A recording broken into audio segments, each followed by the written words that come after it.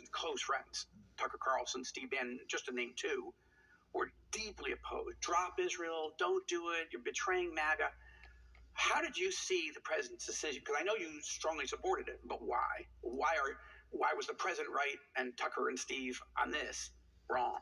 Well, I would say the president has been insistent and consistent about the Iran problem. I mean, for many, many years. Yeah. You go back and play the tape, and he's always said that they cannot be armed with a nuclear weapon. You cannot give the chief sponsor of terrorism around the globe a nuclear arsenal. That seems like a fairly straightforward proposition. Right. And yet. And I think most reasonable people understand that that's an important objective, and the president has never wavered on it. So when they came so close as they did to actually having that capability, he was really given no choice. And of course, we allowed Israel to go in first and do what they did, and then there came this moment of decision where the nation who has sponsored all the terrorism and all the atrocities around the globe and the attacks on Americans everywhere who chant death to America, he gave the leaders of Iran a chance to make a deal, and they flatly refused it. So he had no choice in the matter. The bombing that took place set back their nuclear program substantially, and that is good for peace around the globe and for all freedom-loving people everywhere, and certainly Americans, because if they had a nuclear capability, they would probably fire on Israel instantaneously. Their stated goal is to wipe Israel off the map, but they would certainly turn their attention to us as well. So, I mean, Israel's only the little Satan in their we're the great theology. We're the great Satan here in the United States. And yet, these are very influential voices for the president, and really making the direct accusation. Well, again, you're betraying your promises to MAGA that we don't get into forever wars. I mean, this took 37 hours for the United States to. It's quite the opposite of a forever war. It seems like it ended something. Right. How concerned are you about the growing anti-Israel sentiment among these two leaders and on the right? Well, there are a number of voices who look. There's isolationists in the party, and there are anti-interventionalists, and this is neither of those things. It shouldn't be a concern to those folks, because we're not going into nation build. America's not investing anymore. We're protecting our own interest. Remember, the Irans were firing on U.S. troops and our, American assets in the region, and through their proxies and all the Houthis and the Hezbollah and Hamas and all the rest. We have to maintain peace through strength, and that's what the president is for. He doesn't have any interest in investing American blood and treasure in rebuilding countries around the world. That's not what America First is. But at the same time, he understands to maintain our status as the strongest country in the world, the last great superpower, which we are, that you cannot allow an avowed enemy of the U.S. to have a nuclear weapon that they could potentially fire on a major U.S. city. And this is just very simple. So I understand the concern about people, and I sympathize with the arguments of people who say we should not be getting into forever wars. I don't want that either. I don't think that's a doctrine that our party should support. But this was a distinct and I think unusual situation and needed extraordinary measures. The president made the right choice, did the right thing, and by God's grace, not a single American was harmed. Right. We ended it, as you said, in 37 hours, and the desired outcome was achieved. That's the kind of military strike that only America is capable of. And if we are not willing to wield it every now and then the capability doesn't really exist, and people around the world can see that. Our adversaries have taken notice. Our allies have as well. They respect America again. America's back because we're strong again. That's peace through strength. And our adversaries, Russia, China, Iran, North Korea, all of them have taken notice. That's a very important thing for us to reestablish, especially after the last 4 years of total weakness and appeasement that the Democrats and the Biden-Harris administration brought about. This event, the president's decisive attack to destroy those 3 Iranian nuclear facilities, this may end up proving to be the antidote to President Biden pulling the plug on U.S. involvement in Afghanistan and seeing the entire 20-year investment collapse within hours. This is the exact opposite, in my view. Sure, we reestablished American strength and dominance again, and after the Afghanistan, the abject failure that was, the debacle, the total lack of leadership, we were on our heels in terms of our standing around the world. Our allies were doubting us in so many ways, and then President Trump comes in and reasserts American strength. And if we had not had that strength right now, we would be losing our footing in economic issues. I mean, even domestically, foreign and domestic affairs. So we had to have a strong leader. President Trump is that figure, and he is willing to take the arrows for doing the right thing. And I think history will record that this was clearly the right and necessary thing to have been done. Coming up next on the Rosenberg Report. Did you know that House Speaker Mike Johnson was born to teenage parents? How has that shaped his life and faith? Why does he believe that Tucker Carlson is wrong and President Trump is right when it comes to Israel and Iran? How worried is he that communist China is preparing to invade Taiwan and threaten American supremacy in the Pacific? And how worried is he that Republicans will lose control of the House in 2026? Don't miss Joel's exclusive conversation when the Rosenberg Report continues on TBN right after the break. An ally. I mean, you've been a pretty vocal, not just a defender of the U.S.-Israel alliance, but essentially making the case that Israel is a model ally. Israel got 97% of the attack against Iran done and didn't ask for U.S. boots on the ground. I mean, if the United States has a plane and a bomb that can finish a fight faster, what are Tucker and the others, Steve Bannon and the other, but this I don't know if this is a wing yet, but the influence is high. What do they expect of any ally? Isn't this the type of ally that we want? I certainly think so. It's a matter of faith for me. I mean, you know, I don't have any quarrel with Tucker or Steve. I mean, I'm not sure what their analysis is, but mine is very clear and it's been consistent my whole life. I mean, I think it is a model alliance that we have with Israel. It's a special alliance. It's unlike any other in the nation because we have a shared Judeo-Christian heritage. I mean, it was part of the founding of our very nation 249 years ago. And I don't think we can forget that. I mean, this goes back to the opening book in Genesis. You know, I'm blessed the nation that blesses Israel and curse the nation and curses Israel. And there's all sorts of theological interpretations of how that applies to us today. But I take it literally, and I understand that this is, as Scripture is very clear, this is God's chosen people, and Christians around the world are supposed to have high regard for that. So it's a matter of faith to me. But if you just set the faith issues aside and you just look at it practically, if you're just looking for America first as an agenda and the interest of America, it is clearly within our interest to have a close alliance with Israel as the only stable democracy in the region, which is a tinderbox for all the reasons we know, and to have a strong presence there. And the only reason Israel is still surviving right now, I mean, listen to the Prime Minister himself, Netanyahu, who says this openly. Yeah, he's a close friend. That they understand that they would have been taken out as a country a long time ago if the perception was not that the U.S. was standing with them and effectively right behind them as sort of a big brother. And it's an important thing for us to maintain that relationship and that perception. And I think President Trump has done that in spades. He has. But I also want to thank you. Israel was attacked, and Len and I live in Jerusalem. We were there on October 7th, and through all the horrors that ensued, the U.S. didn't have a Speaker of the House on October 7th. We couldn't move legislation, couldn't move money or weapons to move to stand with Israel. You came in, I think it was October 25th. 23rd, sorry. Thank you. You would know. No, that's right. October 25th or 23rd. You're right. Even I don't know. We'll clean it up. But anyway, we'll figure that out. It seems like 10 years ago. I bet. Yeah. My recollection is the first thing you did was pass a resolution reaffirming the U.S.-Israel alliance. And within, I don't remember exactly how long, but soon you started moving legislation that got passed, took a while in the Senate to get money and weapons flowing. Thank you. I just want to say thank you for that. And then you wanted to come over to Israel. I was going to see you as you were going to give a big speech to the Knesset. I think only the third or fourth time that a Speaker of the House. It would have been third time, yeah. It would have been third time. That got scuttled by the whole Iran kerfuffle, the 12-day war, as it were. It would have fallen on like day 4 of the war, I think, yes. Yeah. So you've got a pretty busy schedule, and you haven't taken a lot of foreign trips as Speaker because you had a lot to do. But first of all, thank you for wanting to. And is that rescheduled?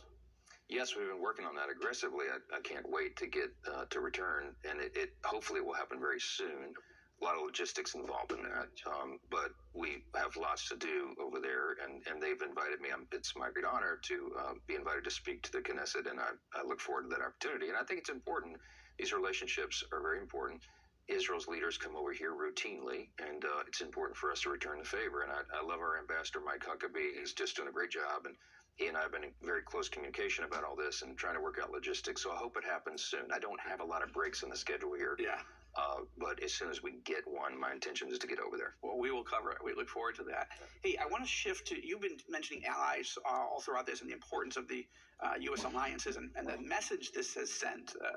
President Trump's decisiveness and keeping promises. By the way, I didn't expect 60 meant 60. When he gave Iran 60 days, I didn't understand that on day 61, when Iran didn't do anything, that he basically called Bibi and said, do what you got to do. We're with you. And that's when the attack started. I want to shift to China, communist China, and the threat to Taiwan. First, I want to give you a book. This is my awesome. latest political thriller. I'm great. a failed political consultant, so that's why you and I don't talk about politics in terms of advice. Yeah. I became a novelist. I'm also a journalist. This is about communist China getting ready, not in years or in months, but in hours or days, to attack, invade the democratic island of Taiwan, and to unleash a horrific biotoxin inside the United States days before the attack to try to paralyze us. Doesn't sound like fiction. Well, I pray that it Yeah. remains fiction, Yeah. but how do you see the communist Chinese threat to Taiwan, to U.S. interests ultimately, and Taiwan being the bulwark of, of our interests in the Pacific? Not the only one, but if we lose Taiwan, in my view, why should South Korea trust us? Why should Japan trust us? Why should anybody in the region, much less the world? So you had a very important but controversial call last year with the new Taiwanese president, President Lai. What's your perspective? How should evangelical Christians and other Americans see how you see communist China, Taiwan, and the challenges in the Pacific? Well, when we say America first, we have to look out for America's interest. And it is my view that China is our chief adversary. It's not just mine. It's shared by all of our leaders at the Pentagon. And, we have the top principal threats to our national security, and China's at the top of everybody's list for all the obvious reasons. They're almost a peer-to-peer adversary with us, which is frightening because we haven't had one of those since World War II. And they're advancing, and they have a long agenda. They've been very steady and very aggressive. And while we had 4 years of just languishing as a country and declining in every metric, China was on the march, literally. And so it's a very dangerous time for us. I mean, in the AI race, for example, they're trying to catch us. We're slightly ahead. We must stay ahead in that area and in others. And the threat of what we face in the Indo-Pacific is very real. And the one big beautiful bill that we just passed, we invested another $12 billion specifically to our military in the Indo-Pacific region for military exercises, preparation, and readiness, and the like. It's very important, and it's a signal that the Congress understands the necessity of maintaining the peace in that region. If they moved on Taiwan, in your hopefully fictitious example here, it would be a disastrous thing for the country because of, chips, for example, the processors that we use in every device that we all rely upon. The vast majority of those are made in Taiwan, of course. Just on that one simple, just eliminate everything else. Look at the interest that America has in making sure that continues. Now, we're trying to onshore the manufacturing of chips and everything else, and President Trump is making great strides in Congresses as well. But there's a lag time there, and but we have to maintain the peace. We have to hold China to their barriers. This is a very important principle since World War II, that you can't just go take the neighboring country if you want. That's not how this works anymore. I am heartened by our NATO alliance now committing to give 5% of their GDP instead of just 2%. Yeah, that's huge. Zero chance that would have happened if Donald J. Trump was not in the Oval Office, okay? Because I was at the G7 speakers meeting in Verona, Italy last August. The only trip I've taken internationally as speaker because I had to go to the G7. Right. Counterparts there, the speakers of the other great parliament or closest allies. And there was him-hawing and people saying, gee, I don't know if our country can get there. Maybe we can get there in 15 years or so. Now, this is a commitment that NATO allies made to give 2% of their GDP. And Trump gets elected, and it's like complete about-face. And now they're all saying not just 2%, 5%. So all these developments are important. It will help us maintain the peace, again, through strength. And we have to keep a close eye on China. The president takes it very seriously. Remember, he was one of the first people talking about the threat to China back 2015 and China. 2016. China. I know they you made do fun of a great impression, but I mean, Right. he really hasn't put that in front of, and he changed my view Sure. on communist China. I really thought engagement was the right way, and I hadn't kept up with the fact that all the evidence said that engagement had not worked. No, and look, China had become more aggressive. That's right, and he wants to avoid military conflict at all costs, Sure. and he is trying heroically to engage and negotiate with Xi and to have a trade agreement with China that's essential for both countries and to sort of hold all that at bay. But you got to have willing partners. You can't have a negotiation unless you have a reasonable, rational leader on the other side. We're all prayerful that this can be resolved. We don't want to have an armed conflict with China. And if they move on Taiwan, it puts the whole world a serious threat for all the reasons you noted, and I'm sure you've written about eloquently here. Coming up next on the Rosenberg Report, House Speaker Mike Johnson was born to 2 teenage parents. How does that shape his pro-life views?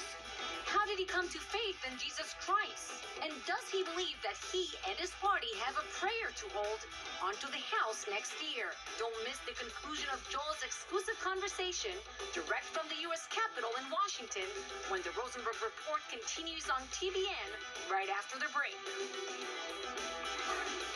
Hi, friend. My life story is a pretty simple one. I'm the product of a teen pregnancy. Mom and dad were high school sweethearts, and I was conceived their junior year in high school. It wasn't expected. It was exactly a year before Roe v. Wade, January of 72. Roe was decided January 22nd of 73.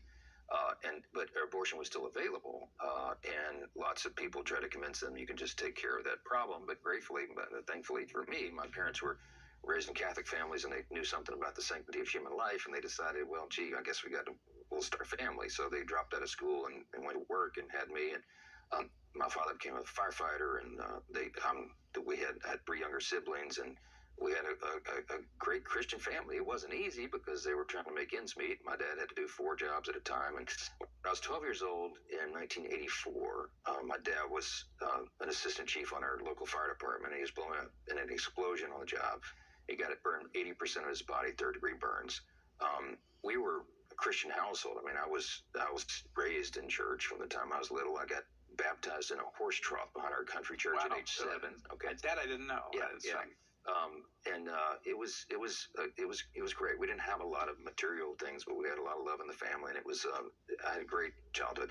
But when my dad got injured, he was permanently disabled after that, having been burned everywhere in his body, and he retired from the fire service. And so my sole goal in life was to be the chief of the Shreveport Fire Department in Northwest Louisiana, my hometown, because I grew up at the Fire and Police Training Academy. My dad was also a training officer, and I just loved the whole fraternity and the heroism and the service of that. But after Dad got injured, they encouraged us to go to school. So I became the first person in my family to go to college, and then went to law school, and then wound up somehow in the speaker's office. It's a long, circuitous route. But look, my faith has guided me every day of my life, and it's very real to me. When I was 12 years old and I saw my dad's life miraculously spared, it wasn't just an ethereal concept. I mean, I was a little guy, but I thought, this is real. God is active and involved, and we can turn to him. And that's informed how I orchestrate my life. I have a biblical worldview. It's not something you can separate. It's not something you just do on Sunday mornings. It's a 7-day-a-week, 365 approach to life. I follow the biblical mandates as best I can. The commands, the principles in Scripture is what guides me here every single day. And if you employ the commands of Scripture, it works pretty well. The Creator is the one that gave us all those, and those guidelines, and I try to follow them here, and I try to encourage others to do it as well. And by the way, that's seen as some sort of radical thing here. It's exactly what the framers of our great republic did. They believed those same principles. It's what created our country, and we were built upon that, and we do well to stick by it. I appreciate the depth of your faith and your openness and talking about it. All right, I have to ask you one last question. Do you have a prayer in holding the house? I'll just frame it that way. I mean, that is a big concern of everybody. You got a razor thin margin and a lot of challenges. We have more than a prayer. That is the prayer, but I have a conviction and a belief that we're going to grow the majority for the Republican Party in the midterm election. We'll defy history to do it. It's only twice in, I think, the last 90 years that a sitting president has picked up seats for his party in that first 2-year cycle. But we'll do it this time. 2 quick reasons. Number one, we had a true demographic shift in the last election. We had large groups of people who had come to the party Hispanic and Latino voters, Black and African American voters, Jewish voters, union workers, people who hadn't been with us in large numbers. They are now. We just demonstrated with the big beautiful bill and the rest of our agenda that we're for them, and our policies are good for them, benefits them. Oh, and it's not woke progressive Marxism like the other team offers. Okay, we're going to hold those coalitions, and we have a very favorable election map going into 26. There are many more Democrats sitting in districts that Trump won than Republicans sitting in districts that Kamala won. So that makes it a very favorable situation for us. We recruit qualified candidates. We put them out there in the field. We show the alternative, and we're going to flip blue seats to red. And I'm absolutely convinced that we're going to make history. I'm very bullish about it. Yeah, that's good to know. I want to thank you. One last thing as we close. You defunded Planned Parenthood. Okay, maybe only 1 year, but we'll take it year by year. That's something we've been praying about for a long time. Yeah. To protect life at so many levels, but that's one of them. And I was just in Iowa with Governor Kim Reynolds and Governor Sarah Huckabee Sanders. We were speaking at a conference, and this was one of the most important things that they were talking about, why this bill was so important. Well, thank you. I worked in the pro-life movement most of my adult life, and it's always been a big goal for us to end the forced taxpayer funding of abortion. And we did that in the big beautiful bill. The House version, we did it for 10 years. The Senate crazy parliamentary rules, limited it to 1, but it's a big thing, a very big thing. And the first time that that's been done, I think it's the biggest win for the pro-life cause since at least Roe was overturned, and one of the biggest in our lifetimes. It's a long time box that we wanted to check, and we did. So by God's grace, we'll hold the line, and we will learn to respect the sanctity of every single human life again, and to rebuild a culture of life. It's an ongoing quest for us, but it's one we must undertake. Speaker, it's an honor. Thank you so much for what you're doing. Thank you. We're praying for you. My wife and I, our family are praying for you, and I think many, hopefully all TBN viewers are praying for you as well. Thank you so much. We appreciate it. We survive on it, and thanks for the book. I look forward to it. I don't have a lot of time to read Hey, it's fiction. summer. You'll have a summer break at some point. I hope. We'll see. God bless you. Thank you so much. Thanks a lot. I'm very grateful to House Speaker Mike Johnson for sitting down with Rosenberg Report, talking to us on TBN, and we're publishing all this work on All Israel News. And I'm grateful to him, first of all, for what he's getting done. That his love for Israel, his love for the pro-life movement, the pro-life cause. You heard him tell his personal story, that he is a product of a young couple in love in high school, but got pregnant out of wedlock. And if abortion had been legal, or the choice of his parents, even when it wasn't legal, he would not exist. So it's very interesting to me to get a sense of who this man is, and he's getting a lot done. I'm very encouraged by what he's getting done, but we need to keep praying for him. The Bible tells us, the Bible commands us, the Apostle Paul commands us to pray for kings and governors and all those in authority, so that we can live tranquil and peaceful lives. This is the will of God in Christ Jesus, and I just want you to be praying for Speaker Johnson. There's a tremendous amount of political warfare against him, media warfare against him, and of course spiritual warfare against him. But he's getting good stuff done. I'm grateful for him, and I appreciate you praying for him, his family, and his team. Keep praying for Israel. Keep praying for our neighbors. Keep praying for the liberation of Iran from the wicked regime over there, without having to, send boots on the ground. I'm not talking about that, but that the Lord would bring this regime down and raise up the people of Iran to be liberated. And pray for complete and total victory in Gaza.